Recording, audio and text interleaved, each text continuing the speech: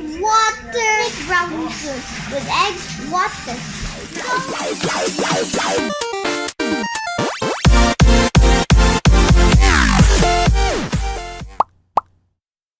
We're going to make brownies with the eggs, water.